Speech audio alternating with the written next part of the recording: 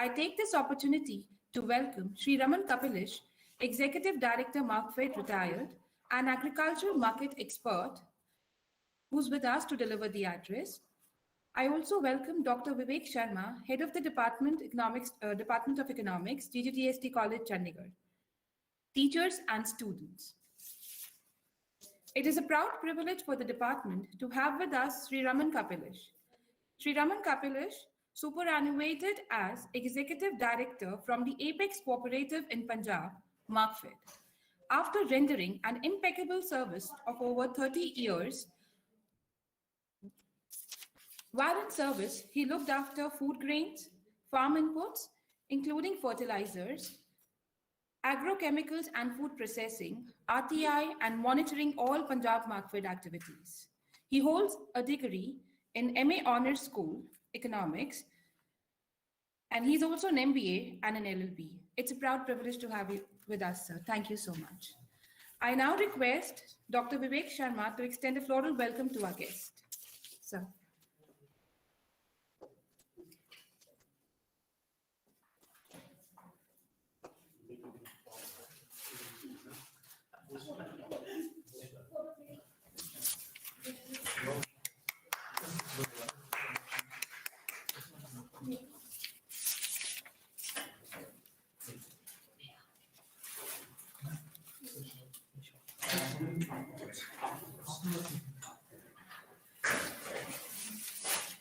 I now request our Head of the Department, Professor B.Voc Sharma, to deliver an address.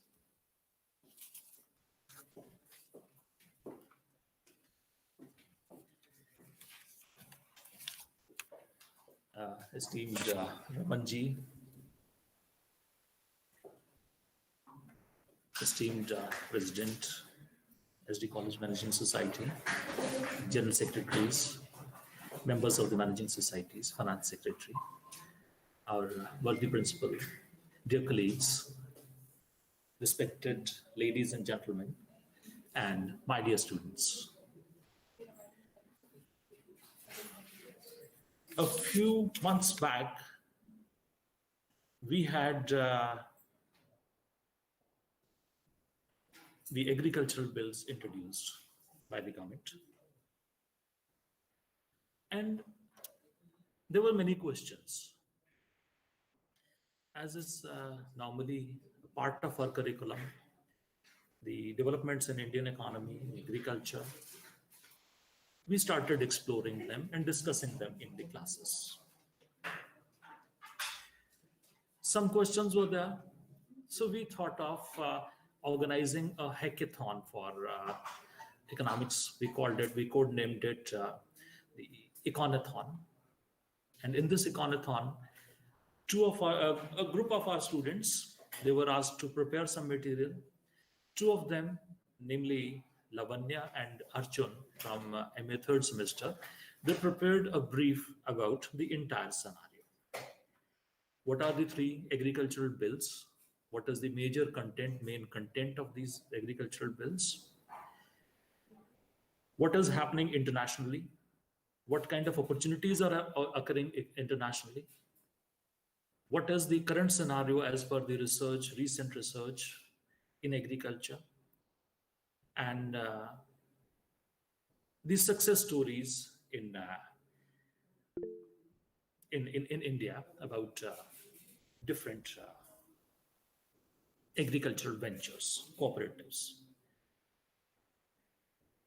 On the basis of that information, we started a small hackathon, and in the hackathon, everybody was asked to pick up a particular point in a particular topic within that entire thing in the scenario, and conduct some quick research. It could be empirical research. It was in many cases it was the literature review and all that. And these students made something like presentations in different formats at different forums in the college. In all, we had something like 30 presentations on different topics. But as it happened, at the end of these 30 presentations, all the questions were not answered, but rather we were left with more questions. You see, our objective was to answer those questions which we had right in the beginning, but in the end, we were left with more questions. Continuing in the same series, we have invited Ramanji. Ramanji is a very accomplished economist and an administrator, marketer. He is the best person to talk about agricultural markets in the current scenario. He has spent something like more than 30 years in agricultural markets. He has actually lived through the different phases of development in agriculture. And he is the best person to answer our questions. I am thankful to Ramanji for having acceded to our request to spare some time for our students, and hopefully he'll be answering some more questions and maybe generating some more questions. You are welcome to ask any questions. You've got various means. Those who are in this Google Meet, they're most welcome to ask the questions at the end. And those who are watching us online on YouTube, they're also most welcome to send their questions. And we'll be trying to handle most of those questions. Thank you. Welcome, sir.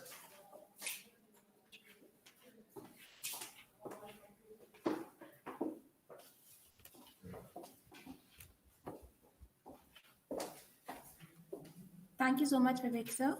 I now invite our guest speaker to please kindly address the audience. Thank you.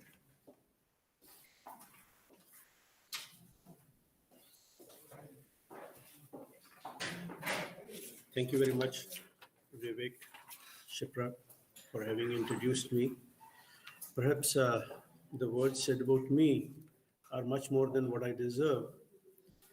First of all, I take honor in thanking Vivek and Principal Mr. Thapar in giving me this opportunity to share with the students. I have been waiting for this for the last almost 3.5 decades that I should be interacting with students. But at last, the day has come today. Thank you very much, all of you. So today we are here to discuss basically the Farm Acts and their impact. If we look at the whole scenario, the Government of India came out with ordinances in June 2020. The acts which we see today were placed before the House as per the requirements of Indian Constitution in the month of September. Why I'm using the word Indian Constitution?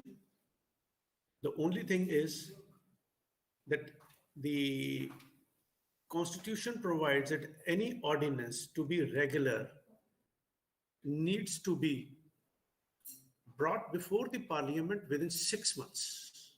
So it's not a choice of the government to delay it if it is to continue with the process. The other option is that in case it cannot be brought before the Parliament, then it has to go to the Parliament once again for extension of the ordinance. Anyways,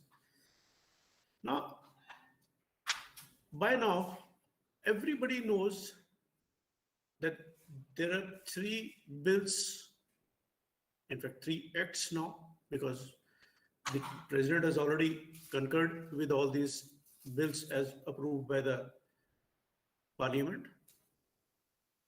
There is a concept of contract farming which is being regularized. There is something to do with Essential Commodities Act, and there is something to do with free trade. We all know the nitty-gritty of these acts. I'm here primarily to share my view on why these have been required. I'm not here to defend the government. I'm not here to defend the farmers. I'm not here to defend the opposition. As a student of economics who has worked in agro industry for almost 3.5 decades, how do I look at it? Before I say anything on this, I'll just like to give you a brief journey that I have had. I joined as a management trainee, and before I could complete my training, I was sent to a unit for handling processed foods. It was already a very bad shaped unit, and the inputs were coming from places as far off as Kasganj in UP. Kasganj is a place which is almost 100 kilometers ahead of Aligarh. So from that far off place, the inputs are coming to Punjab and they are being processed. I'm talking of peas. Many of you would not have even thought of it, but when you go home, you can talk to your parents. They will tell you there was a product called Hima, which was from Hindustan livers, Hima peas, and they were being processed in that area, Kasganj. I worked in that unit for about a year and a half.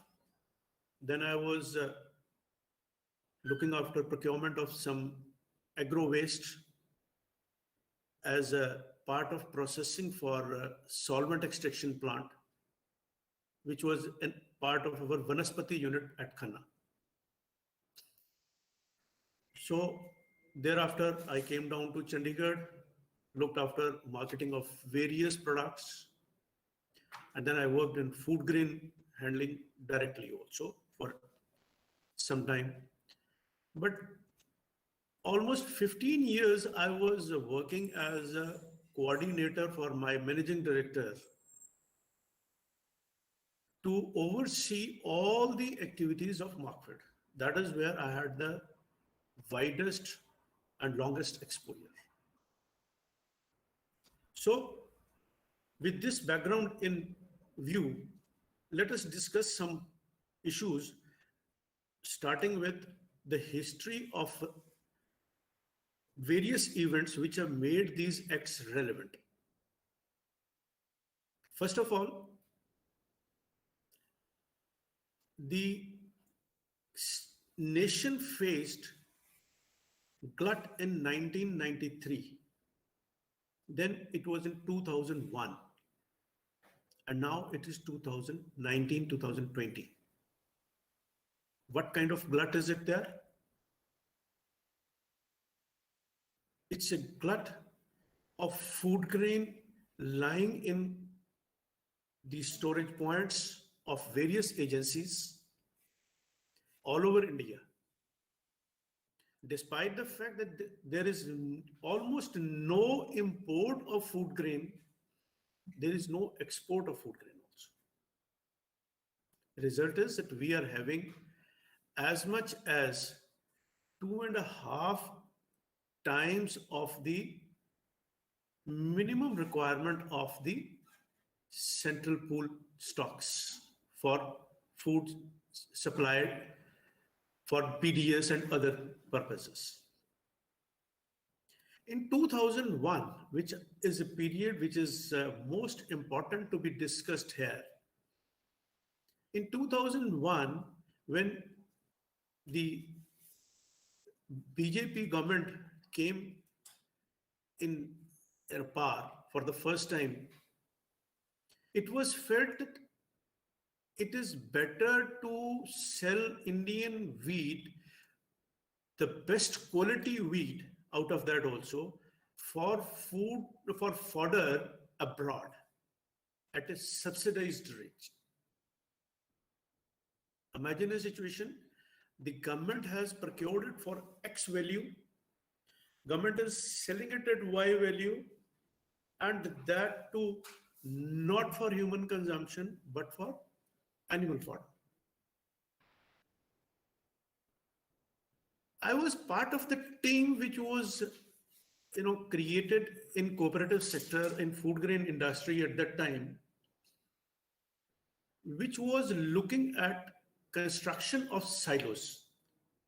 Silos are horizontal, vertical storage bins, which can take huge quantities instead of having horizontal godowns.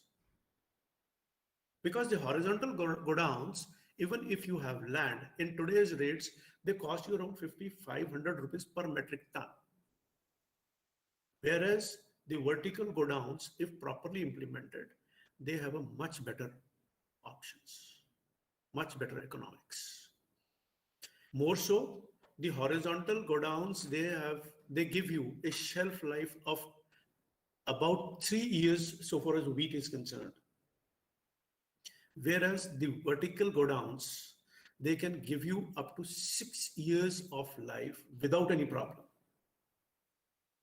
More so, the use of insecticide in vertical godowns is almost 10% of the horizontal godowns. In summary, the losses and the costs after storage in case of vertical godowns or the silos is almost 25%. I'm not taking into consideration the interest part, of course, because interest has to remain the same. The banks will not reduce the interest if you are using, different kind of technology. But it was there. In 2001, in fact, 1999 onwards, people were coming from places like Australia, places from Israel, places from USA to offer different technologies for silos. It was a failure of the then governments to go in for such a thing. Why? Why was this failure there? Because the government of India has a typical rat tapeism process. A small decision which should take them 15 minutes, it may take up to 3 years. I have seen with my own eyes, with my own experience, I'm saying, something which should not take them more than 15 minutes, it takes up to 3 years to decide. And I'm talking of the things which are not of any financial impact. Where there is a financial impact, the period will extend many times.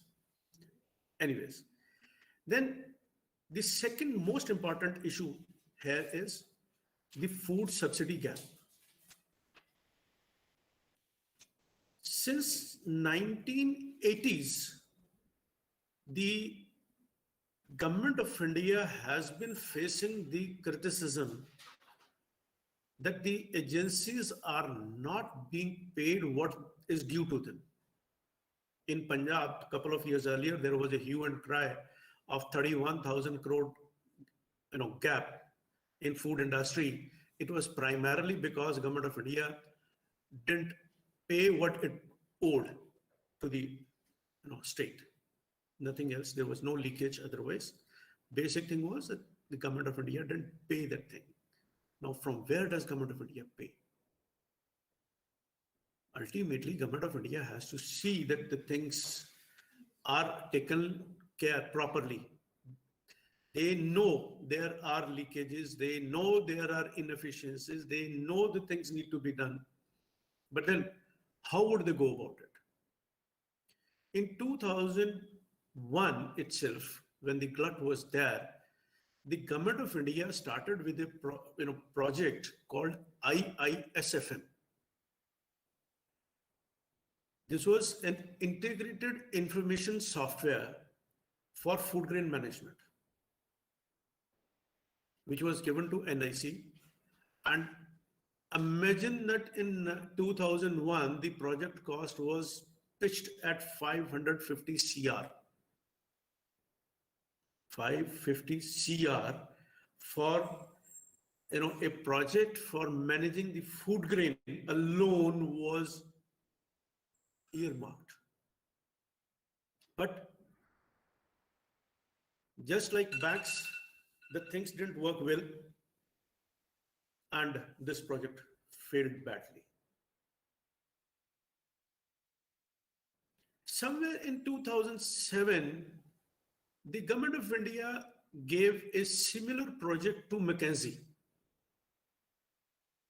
McKinsey had given them a report which runs in about 1800 odd pages, giving the complete data of what is happening, what should happen, and how it should happen. So this concern of Government of India for food subsidy has been there for ages, and rightfully so. Right? Now, the state is already facing deficit. Government of India doesn't have the system of taking decisions. Right? How do you come out of this glut which is coming to you again and again in a worse shape? Just like this COVID virus, every time there is a new strain, you find it to be more lethal. Because your requirements are increasing every year. As per the studies given by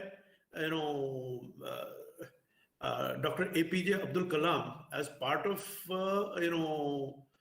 25 years strategy, chairman of that commission, every year our consumption is increasing by 2.5%. So if from 2001 to 2018, every year it is accumulating by 2.5%, you can well imagine what is the total requirement today, and what would be the multiplier effect on it, because that remains the same 2.5 times. So food grain industry always wishes another drought. There is a drought in the country. There is no production outside of Punjab and Haryana, so that wheat moves to those places. We really love it because we don't want to foot heavy losses because of long storage. So we wish that it should move, and the movement can happen only if there is demand. Demand will come only if there is no production outside. Right? Because exports are not there. Now, I gave you an example of in my starting that I was working for food processing, wherein Hindustan Liver had a unit in Kasganj. Why I'm coming to this?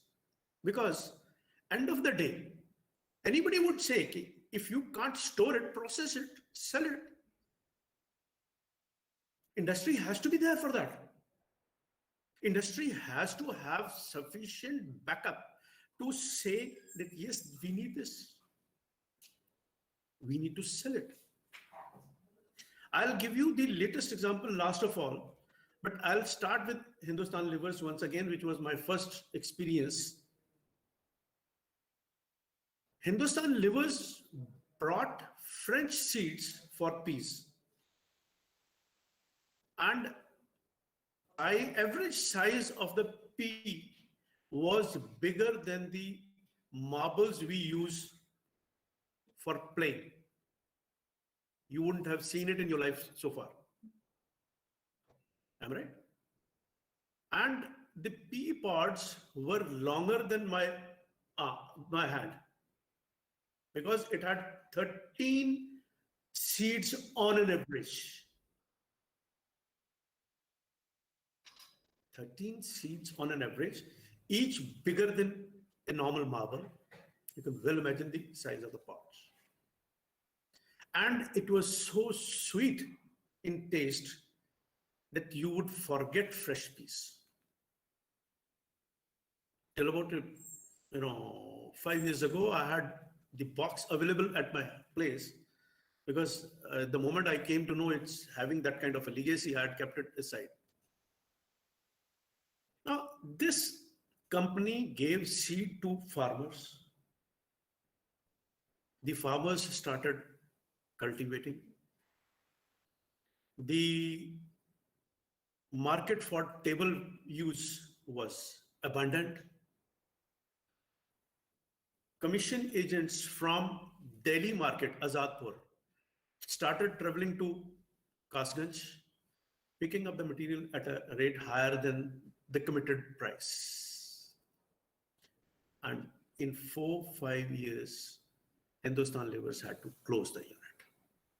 Because despite giving everything that the current act says the contract farming will have, but for government backup in terms of proper agreements, in terms of legal systems, it had everything. There were agreements, there were prices which were higher than the market. Everything was there, but that whole thing failed. There's no denial. Farmer must get his remuneration. But if the farmer wants to have a long-term benefit from the company, it was essential to have expanded the area under cultivation so that the company doesn't suffer and the market also doesn't suffer. They preferred the shortcut. Whatever is available to them in their kitty, give it to private trader, get a small short-term benefit and forget the long-term benefit. Then second experience, which was again largely in the same period, I'm talking of 1988-89, Pepsi had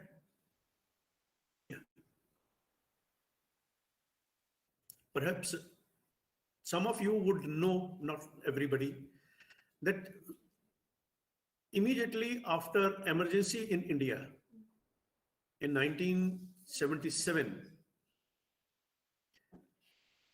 Janata Party was there in power and Mr. Morarji Desai was the Prime Minister.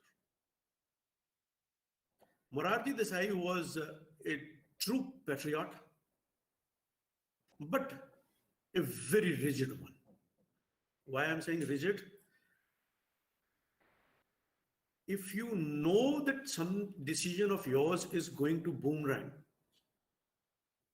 it's better to be slow and firm. And if you know that a decision of yours has a softer options, it's better to go in for those softer options. Now, what he did was, he immediately came out with an order that no international brand will be produced or sold in India. That's how Coca-Cola, which was here, it was not there. Parker used to produce an ink called Quink. It was supposed to be out of market. And there were many such things. So Quink became Chelpak because a company in Bangalore was manufacturing ink for Quink. So it was re-christened as Chelpak. Coca-Cola gave birth to two products. One was Campa-Cola, which was by the erstwhile franchisees of Coca-Cola, and Thumbs Up. Right? Now, if such small changes can make or mar your decision, it's better to be slightly soft on them. So in 1987, when the liberalization started once again, Pepsi and Coca-Cola, they started coming to India. And our own Punjab Agro Industries in Sector 26, they had a managing director, Mr. Gokul Patnaik, who became the first managing director of Pepsi India Private Limited. Because it was a collaboration of Punjab Agro Industries and Pepsi. That's how Pepsi was here. So Pepsi had initiated two plants in Punjab. One is still working. Some of you might have seen. It's between Sangrur and Patiala, Channo. That is for chips. The second one is there, it's closed for many decades now. That's a place called Zahura in Bashar. There they had put up a plant to handle 100 tons of tomatoes per hour. 100 tons of potatoes per hour. For the first time in Indian history, 250 horsepower tractors were imported in India so that you could have deep tilling, because tomato crop perishes if it doesn't get water long enough. And the best way is have a deep tilling. Again, the same story happened as in case of Hindustan Levers, and this unit also closed. Then Punjab Agro had a unit with Voltas in Abohar. Same old story. Repeat. It was for quinoa juice and tomato ketchup, which was there. And your parents would be able to recall it very well, that there was an ad from ketchup called Wolfram. Isme kaddu nahi bhara. It was an ad against Kisan ketchup, because Kisan ketchup used to have a lot of pumpkin. Same old history. Now let's move on to, from processing industry, let's move on to the subsidies which are coming to the farmers. Are these sufficient? Are these good?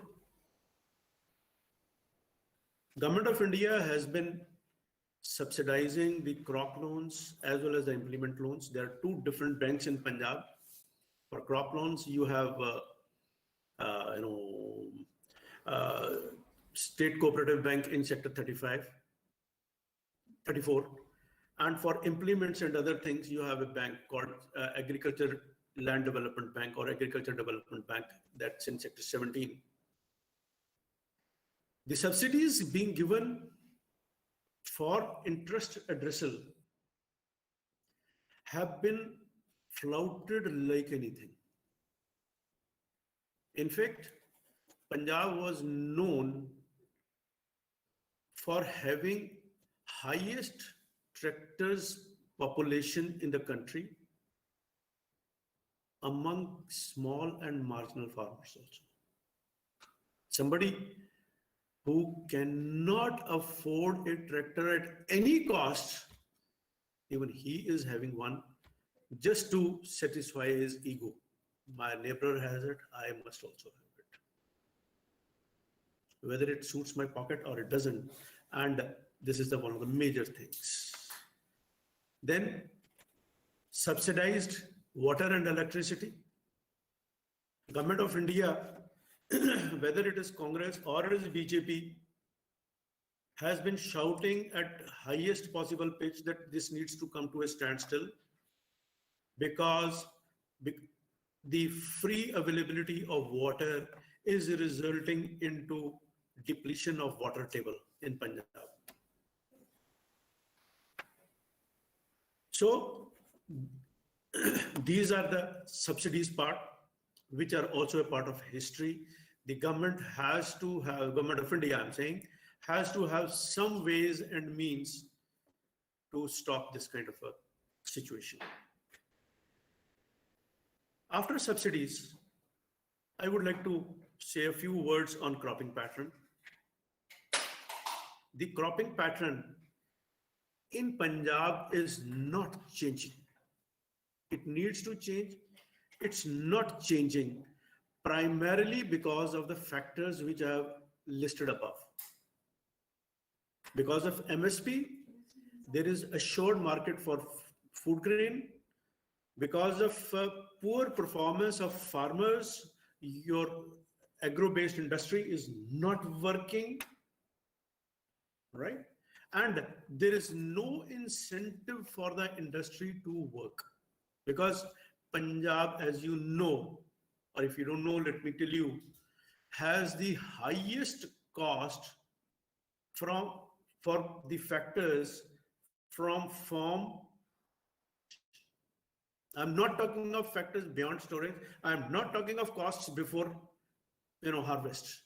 I'm taking post-harvest and pre-storage expenses. Punjab has the highest incidence. I'll give you one simple example which anybody can confirm from newspapers, that once the government of India insisted on lowering the cost of transportation, in one single season it has come down to 40%. That means the allegation by government of India officers and ministries that Punjab is paying exorbitant to the transporters was the right thing. Had it been wrong, it could not have been this drastic. Something that you have paid today as 100 rupees and tomorrow you are accepting barely 40 rupees for the same thing. And you continue accepting it. Right? So, for changing the cropping pattern, various measures were essential. Coming on to the pollution part, not many of you are unaware. I'm using two negatives. Not many of you are unaware that Punjab has the cancer capital of the country. Why? The farmers who are there at the borders of Delhi today are the ones who refuse to cooperate within their own area for proper administration of insecticide dose to cotton. Insect is a living thing. If I am, administering dose in my field, is there a barrier for the insect not to travel to adjoining field and then come back when my neighbor is administering the dose? Government of India, governments in the states, government of Pakistan. I know because I was a student of MBA in Amritsar and we used to listen to Pakistan TV, which was, more clear to us, being, more being closer to Lahore television center rather than Jalandhar. Right? So, even in Pakistan, this was the same problem. Result was the farmer was using, just mark my words what I'm going to say. Farmer was using up to 3 to 4 times of the required insecticide. This was the average. And there were people who were using up to 7 times. Now, if you're increasing your costs like this, not behaving properly, not coordinating in your own neighborhood,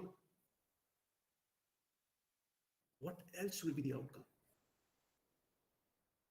So, coming on to what farmers are claiming today, that the farmers' plight is very bad in Punjab, farmers' plight is very bad in UP, farmers' plight is very bad, blah, blah, blah. Right? Who is spearheading this agitation in Delhi? It's Punjab farmers. And what is the income level of Punjab farmer? Anybody just search for per capita farm income in India for different states. The data is available for 2001, 2011, 2013. Punjab has the highest per capita income. If I'm allowed to say, It's only our dependence on labor from Haryana, from UP and Bihar, which has given our farmers opportunity to sit in Delhi. Because काम तो वहां चल रहा है, UP Bihar से labour I हुई है, उनके पास ना टाइम है, ना एनर्जी है, ना पैसा है कि जाके एजुटेशन में बैठेंगे. Right? So in rest of the country, the plight of farmers is really bad. And whatever plight of Punjab farmer is there, I have given you enough reasons that Punjab farmer could have avoided, should have avoided, and can avoid. Now, coming on to the, possible solutions straight, because there itself I'll be discussing some of the, factors which I would have discussed separately also. One solution being given is farmers' own cooperatives. Cooperatives could be privately managed, professionally. Cooperatives could be cooperatively managed. I would say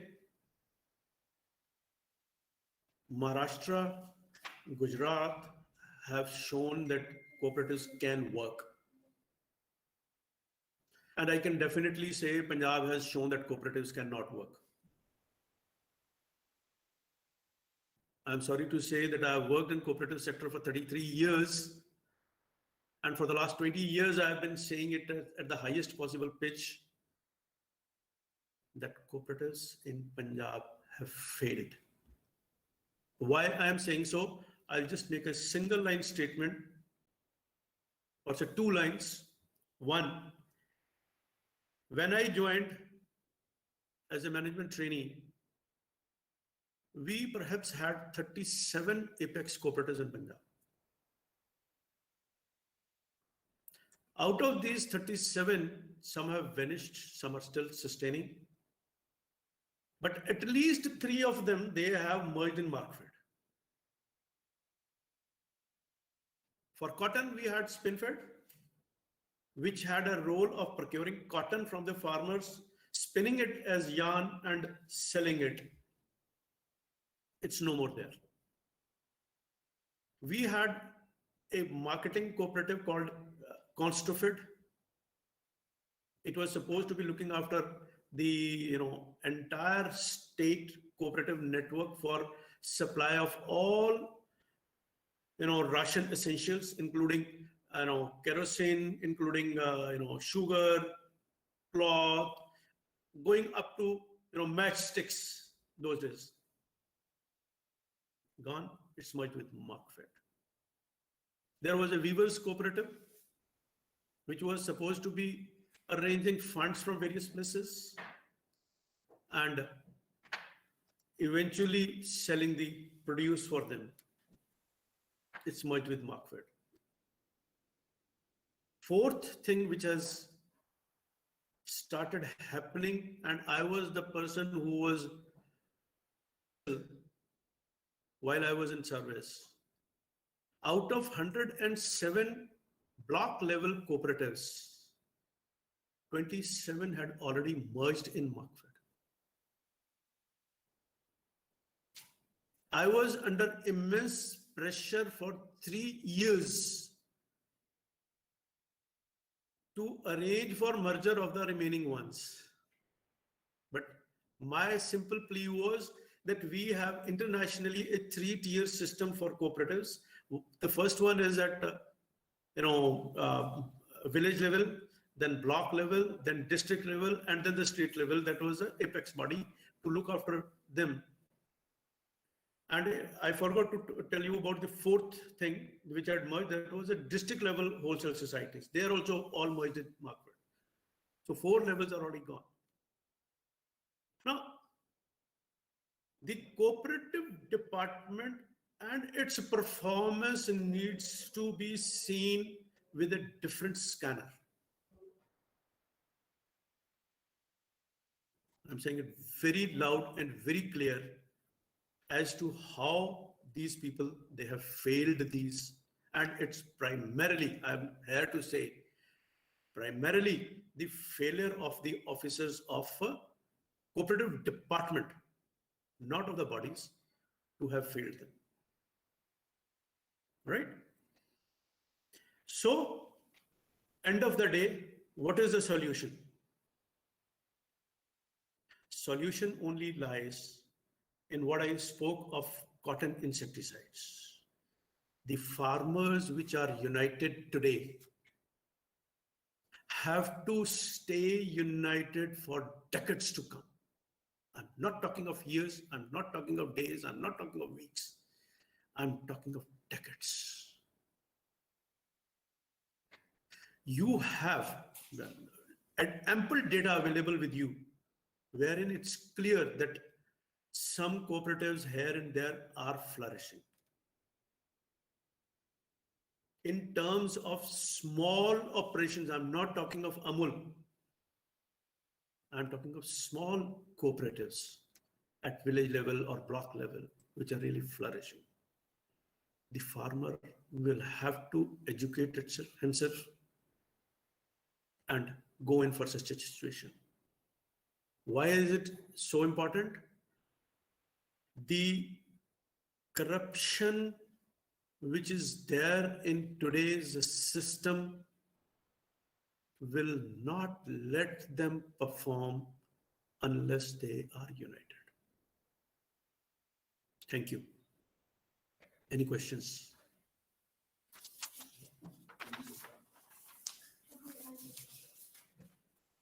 I'll request everybody, if you want to send the questions, please.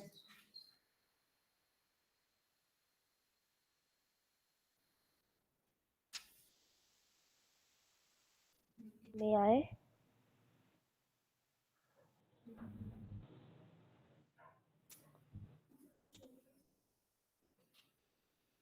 Somebody was trying to call, I think.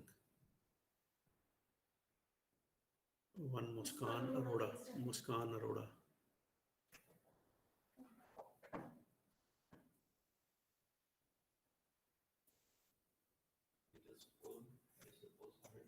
Yes, sir, it is full.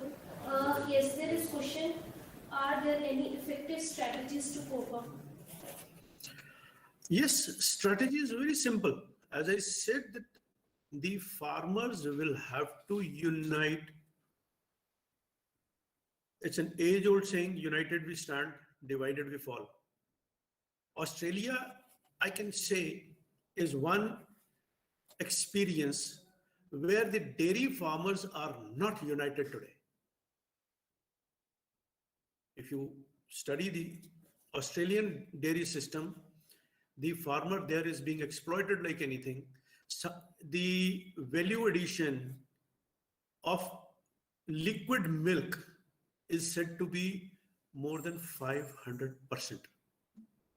Something which in Indian rupees, if we are talking of, something which they are buying for 1 rupee from the farmers is reaching the consumer for 5 rupees. And only value addition in this is pasteurization, if at all it's there by the consolidator. If that is also by the farmer himself, because their farms are very big, then you can very well imagine that simply the marketing cost is taking this much. So the farmer will have to unite, farmer will have to ensure that these cooperatives which they have in each and every village practically. We were talking the other days that Punjab has on an average, a cooperative for every 2 to 3 villages. Now there was a question on MSP legalization, right? So it's a very good question. MSP in India was introduced by Government of India in 1965 when FCI was created for handling the food grain. That was a time that India was starving in case there was a gap slightly bigger than the consumption period. Wheat was coming largely from USA. They had a law, public law as they call it, 480. You're right, PL 480. Now under PL 480, they were exporting wheat to India, and America perforce or to arm twist India had held several ships on the highway, on high sea itself. And it was decision of the then Prime Minister, Mr. Lal Bahadur Shastri, that we will not import from America at all. We will go in for different strategies. And that's where he gave us the phenomena of, 1 day national fast on Monday. And I remember I was a small child at that time, that those days, even big hotels would not serve anything on Mondays. That was a kind of, patriotic fervor which was available to us at the time. So that time it was essential to give MSP so that the farmer has incentive to grow wheat.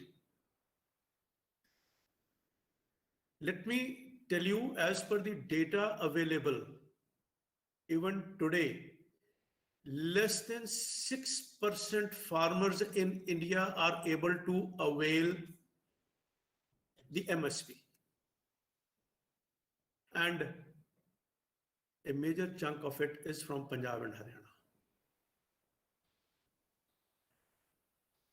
Bihar had scrapped Agriculture Produce Marketing Act way back in 2006. Why was it scrapped? Primarily because of its inefficacy. I had interaction with the, one secretary, principal secretary food of Gujarat somewhere in 2012. When Punjab had almost 2,000 mandis, permanent and temporary, both included. Gujarat didn't have even 50 mandis.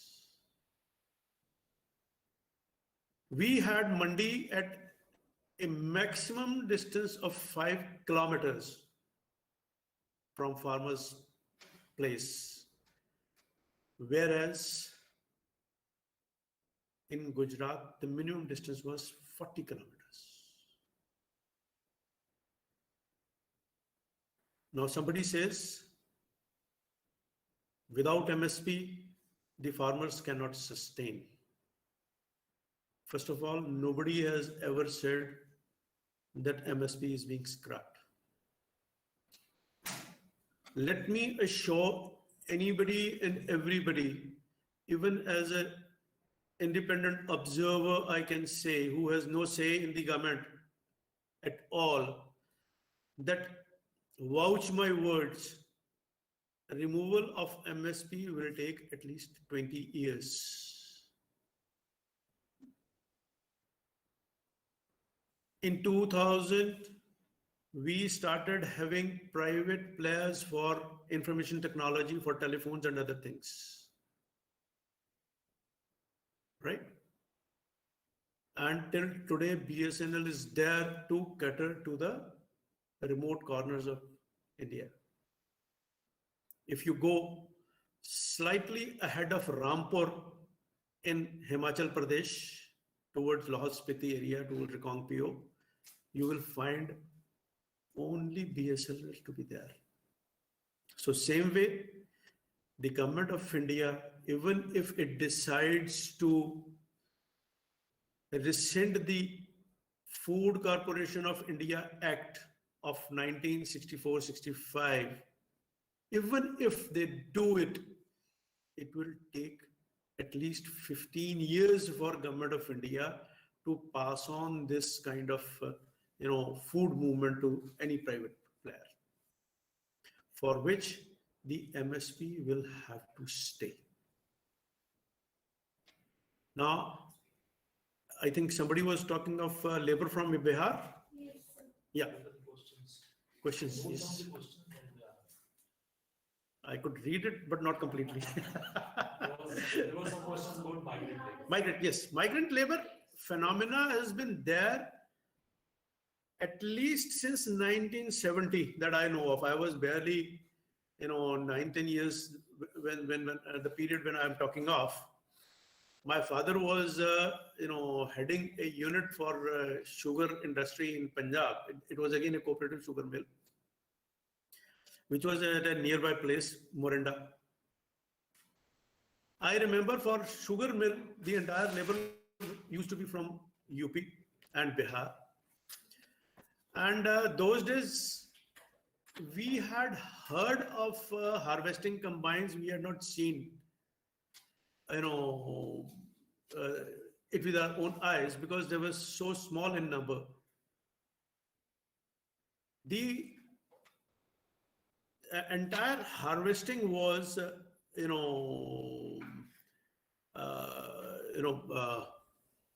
with hands and through threshers, and every year there used to be at least 100 odd accidents where people will lose either one or two of their upper limbs.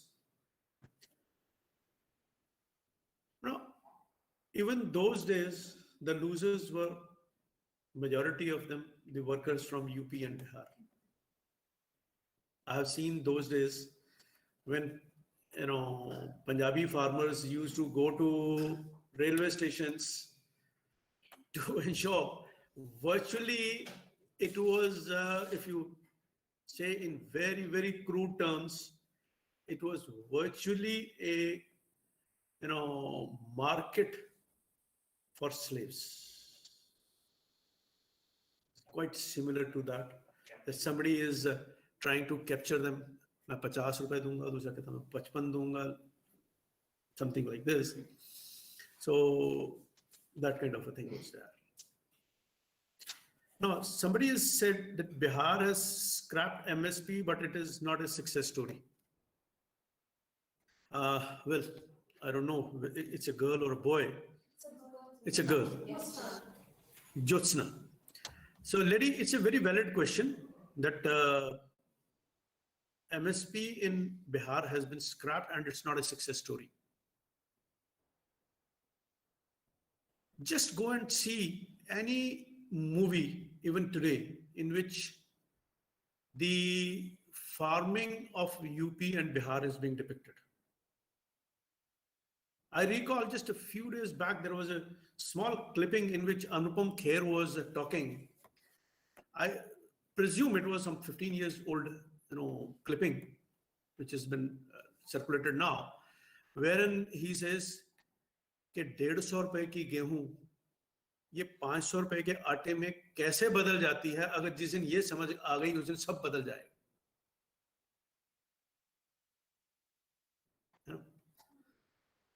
Fact is, in UP, in Bihar, there are 3 major things which are missing as compared to Punjab. First, the land consolidation has not taken in these places. The farmer has fragmented land. Firstly, he is a small farmer with less than 2 hectares. It is fragmented further into 3 to 4 locations. And they have locational advantages and disadvantages at all 3 places. Where it is fertile, the land size is too small. Where the land size is bigger, it is not fertile. It is, some kind of a pond or some kind of a, barren area.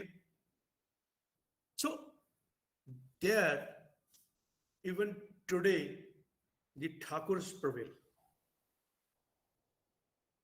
Even today, that Mahajan system of money lending is prevailing. It's not failure of MSP.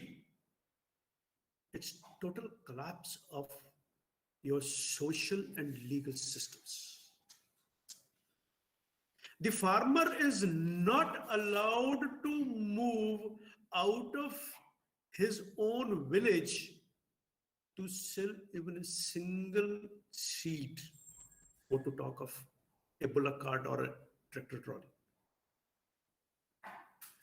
He is under the impression even today as if he is bound to give it to the Thakur there. And that is prevailing there. So then there is a question by Sarjeet Singh Arora. There should be a regulating authority to monitor the corporates on buying agricultural products, but in Farmers Produce and Trade Powers, Promotion and Facilitation Act 2020. Come again, please. Before taking up this question, please clarify that you're not from the government. No. You're not from. So the questions is coming like. No.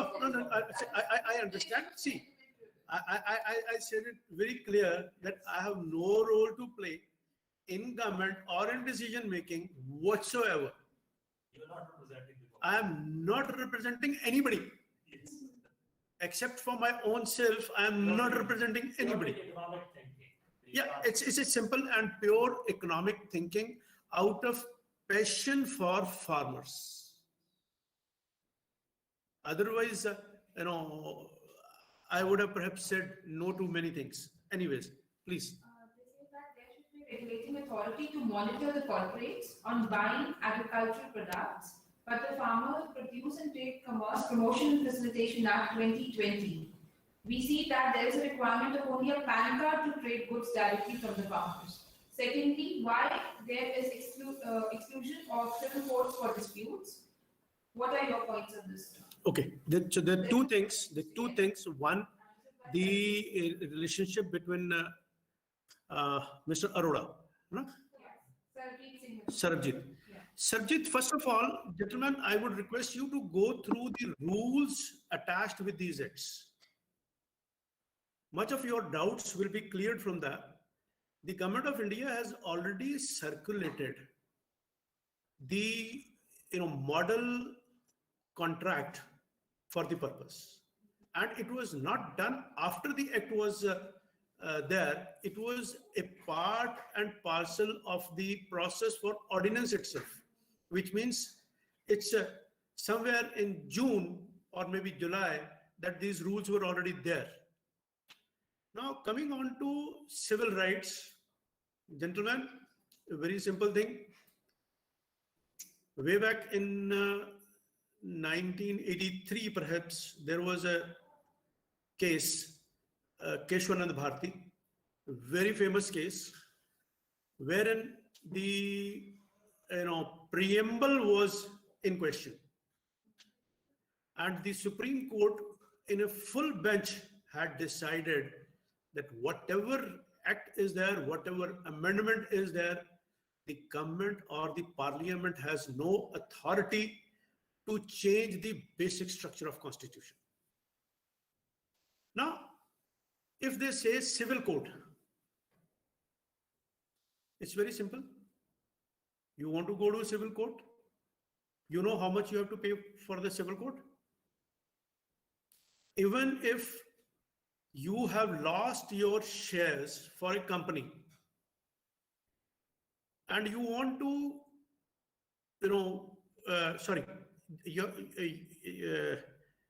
if your father has some shares and he wants to transfer these to you or to your family members, but in his lifetime he is not able to do it, and after that you need a succession certificate from a court so that you can get these shares transferred to your account, you have to pay 5% of the current market value of those shares. This, provision to not allow civil courts is primarily to avoid such things. Number two, as a chief manager looking after the legal cell of Markfed, I came across a pleading which was going on in Supreme Court of India. It had something like 3,200 respondents. Yes, because the original plaint in civil court started in 1956. And I am talking of 2018. The plaint is still pending before the Supreme Court of India because it's a civil, matter. If civil courts are given access to such things, the farmers will never ever get any, justice. I'm saying never ever. It's a blanket statement, but still I'm saying they will never ever get it. Now, so far as the rights of higher courts are there, High Court and Supreme Court, no legislation by anybody, any state or central government can eradicate it. They will hold that, and the cases will go to High Court, cases will go to Supreme Court if so required. But I wish that the farmer needs to understand one simple thing. You have a contract maybe for 5 years or 10 years maximum, because the Act allows you cannot have more than 10 years. You can be exploited by virtue of this contract for maximum of 10 years. Don't go in for contract thereafter. Simple. Number two, which corporate body would like to create such issues which are not getting resolved and lose all its partners? The agriculture sector is one sector where no advertisement media works except for word of mouth. It was my own research study as a student of MBA that whether it is TV or it is print media or whatever is the media, whatever the companies may come and say, there is only one thing which works, and that is word of mouth. Nothing else. So no company has so much of time, energy, or desire that they will land up in such a situation. So I don't see this as a expert, as a threat. Now, there is a monopoly of rich farmers in APFC Mandi. Some experts believe that new laws will end it. Himanshu, you're right. In APFC Mandis, some rich farmers. Are these being ruled? In fact, no. I would say, if so far as this thing, wheat and paddy is concerned, there is hardly any such monopoly of rich farmers. In rest of India, yes. But the agitating farmers of Punjab, I think they haven't ever faced such a situation, because here the things are pretty much open, and such things are really not there. Only thing is, yes, the new laws will definitely bring in better prospects for the poor farmers, because of a very simple reason, that these rich farmers or big farmers, they have hold in cooperative societies where the inputs are coming and are being distributed in a skewed manner. If you have the power, if you have the people behind you, you may get 100% of your quota when others have not got even 10% of their quota. Now, how about if we take away the income of all rich farmers, which are handful, and then calculate per capita income of Punjab? Gentlemen, you have to see what is the percentage of these rich farmers. When you come to the calculations, the Punjab average farmer is, having pretty low, holding, and the rich farmers are very few in numbers. Only in cotton belt you will find that you have farmers who have bigger holdings, and their numbers is not really huge. So the per capita income will not really below the national level or below even the Jammu Kashmir level, which is the second highest one. Please. What role we play as common people to spread awareness among farmers for unifying them? Arushi Rajpal. Arushi, the way we are having this discussion, this is the way we can spread. Perhaps we have to come forward, we have to share our part of burden as responsible citizens to go in for such discussions here and there. I don't mind if the video that we have recorded today, if you help going this viral, I think this in itself will be more than sufficient for at least a few people to be rightfully known. And last of all, before I end the session, let me assure you all once again and many times that I was an employee of Punjab government through Markfed till about 9 months ago. Today, the government has no impact on me in any way. I have not been approached by any party for anything except for your own head of the department, who happens to be from my own fraternity, that is economics. Thank you very much. For any other question, if you have, you can shoot it to me directly. My email is available with your head of the department and your team. And any time. Thank you very much. Thank you so much, sir. Thank you so much, sir, for practically giving us so much to learn from the practical nitty-gritties of the sector, these experiences that you've shared with us. It's been a beautiful lecture, sir. Thank you. I would now invite Dr. B.Voc Sharma to propose a formal vote of thanks.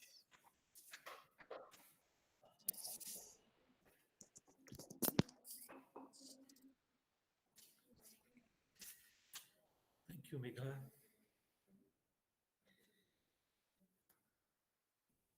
It has been a great pleasure hearing Ramanji. Esteemed Ramanji, a big thank you. A big thank you for enlightening us. Your central point has been very well taken. That our aspirations to raise our incomes, to raise our standard of living, it requires greater value addition in agriculture. And more so for an agrarian state, which is prominently agrarian in character and nature, Punjab state and Haryana and Western UP and other places, and throughout the India.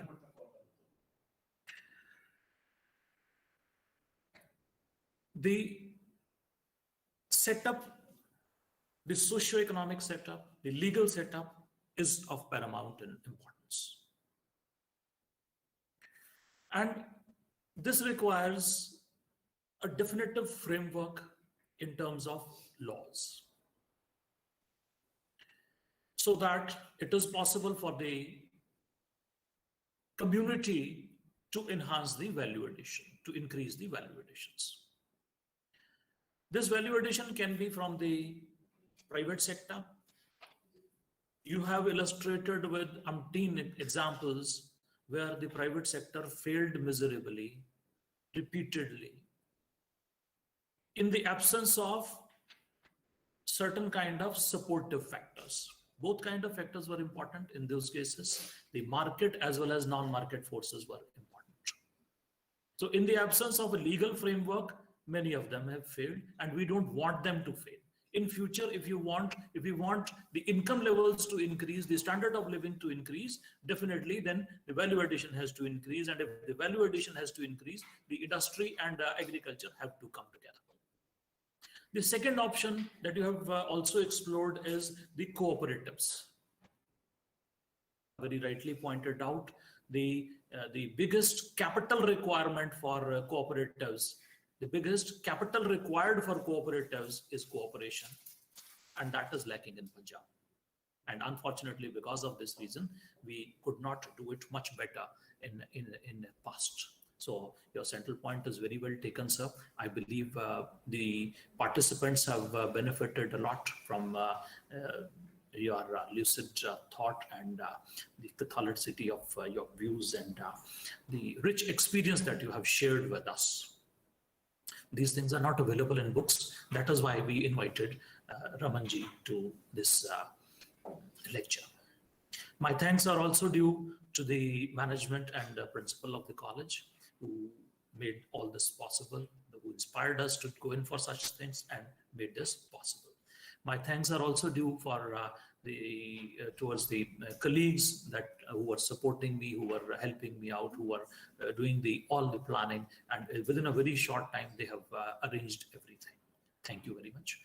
The thanks are also due to ladies and gentlemen who have been a part of this discussion, and my thanks are also due to, most importantly, all my students who have overwhelmed me with their response. The kind of questions that we have been getting, the kind of response, the house you have seen, it has been always, it remained full. We had several guests calling me that they cannot join, but sorry for them. But anyhow, this was a great feeling. In the end, thank you all. Thanks a lot. If you have any questions, any queries, you want any feedback, if you have any feedback, please do send it to us. Thank you very much. Thank you. So if you could please wait for a minute and sure. felicitate the guest host. Sure.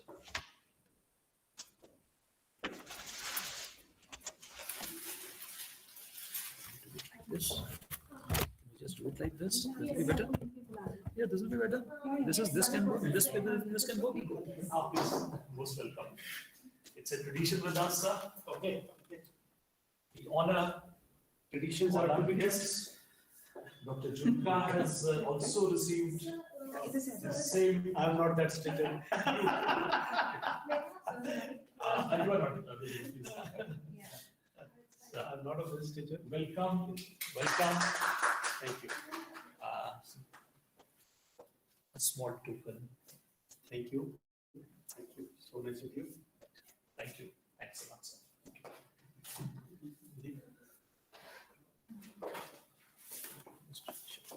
Yeah. Thank you. Thank you, everyone. Thank you so much, everyone, for being with us. Have a nice day. Thank you.